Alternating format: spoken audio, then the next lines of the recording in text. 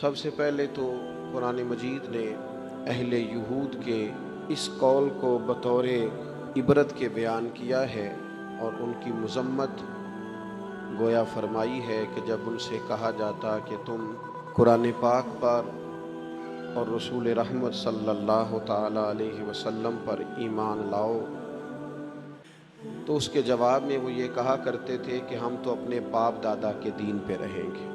اس کا وہ اصرار بھی کرتے، اس پر وہ شدت بھی کرتے۔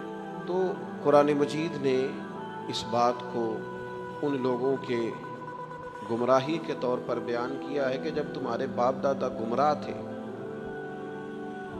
کفر و شرک پر تھے، گمراہی اور دلالت پر تھے، تو پھر تمہارا یہ اصرار کیوں ہے کہ ہمیں اپنے باپ دادا ہی کے دین پر رہنا ہے؟ اگر کسی کے بزرگ، کسی کے باپ دادا، کسی کے بڑے گمراہی پر ہوں تو اس کا یہ کہنا گمراہی ہے،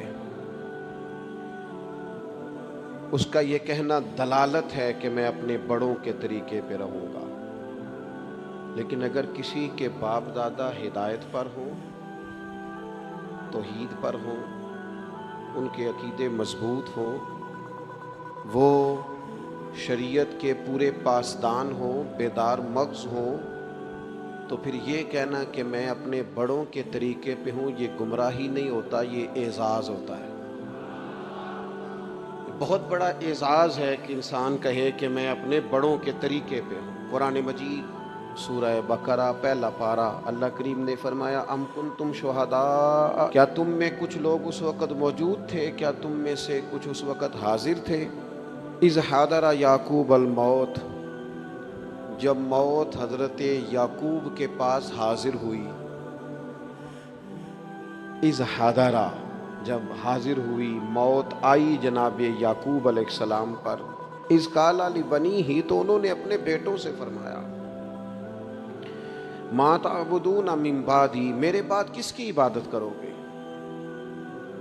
تو جواب تو اس کا یہ تھا کہ ہم اللہ تعالیٰ کی عبادت کریں گے، ہم رب العالمین کی عبادت کریں گے، ہم اپنے مالک حقیقی کی عبادت کریں گے۔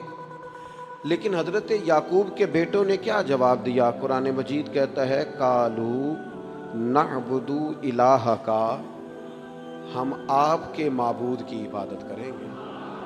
وہ جو آپ کا معبود ہے نا، جس کی آپ عبادت کرتے رہے، ہم اس کی عبادت کریں گے۔ وَإِلَٰهَ آبَائِكَ، اور وہ جو آپ کے باپ دادا کا رب ہے نا، آپ کے رب کی عبادت کریں گے، اور جو آپ کے باپ دادا کا، آباء و اجداد کا رب ہے، اس رب کی ہم عبادت کریں گے۔ کون باپ دادا؟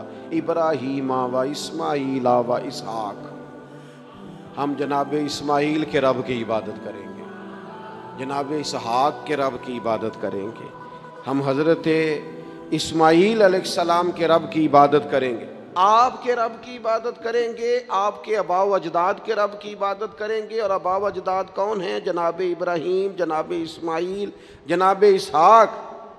اب جا کے کہا الہ واحد، ان کا معبود ایک ہی معبود ہے، ان سب نبیوں کے معبود، ہم اس رب کی عبادت کریں گے جو آپ کا رب ہے، آپ کے آباء و اجداد کا رب ہے، ابراہیم و اسماعیل و اسحاق کا رب ہے۔